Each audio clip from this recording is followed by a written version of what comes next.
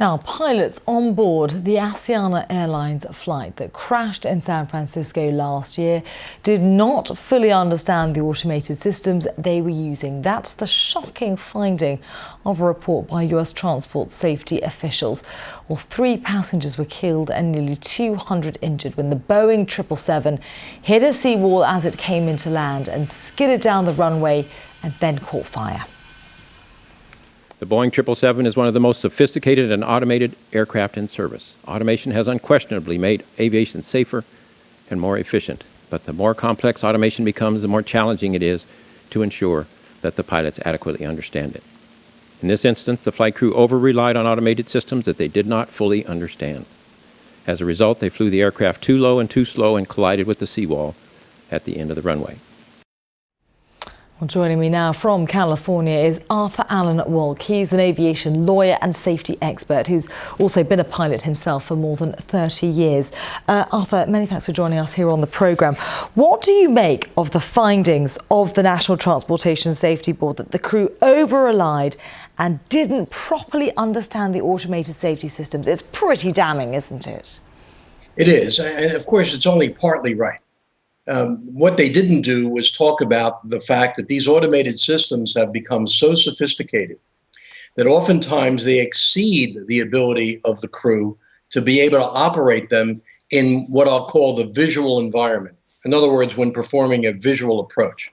So the crew doesn't really know, do I rely on my automation? Do I rely on my eyes, my ears, my senses, all the things I've been trained to do, or do a little bit of both? And when you do a little bit of both, this is the kind of accident that happens. Because, of course, one of the airlines' argument, which is something that Boeing had in fact been warned about previously from both US and EU regulators, is that the automated system should have been designed so that this so-called auto throttle would maintain its proper speed after the pilot put it into the so-called hold mode. So has Boeing been held to account here as well? I think they will be held to account. I think the problem today is that most airliners have very sophisticated automated systems, but they're not the same. The Airbus philosophy for how it designs systems for those aircraft is entirely different than the systems designed by Boeing and its suppliers for its airplanes. And so there's been a huge change in the standardization in the cockpits of airliners. And that, to me, will be the greatest risk in the future. And indeed, Boeing has now been told that it must offer enhanced training for its automated systems. There was also, though, clearly something of a breakdown of communication within the cockpit itself, wasn't there? That also came out today. I find that very troubling. This was an experienced captain, but with not too much time in the 777, I believe less than 50 hours. There was a very experienced training check airman in the right seat and a very experienced first officer in the seat behind. Now, the whole idea behind sending a training check airman along is that when something goes wrong, he's supposed to say something. That's part of training. And he's also supposed to check.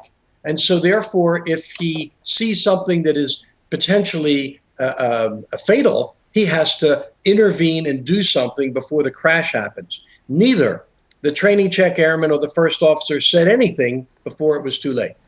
Yeah, lots of worrying conclusions coming out. So Arthur Allen Wolk, many thanks for joining me live there from California. Now, it's hardly the most obvious tourist destination, but around 40,000 people a year are now choosing to visit Antarctica.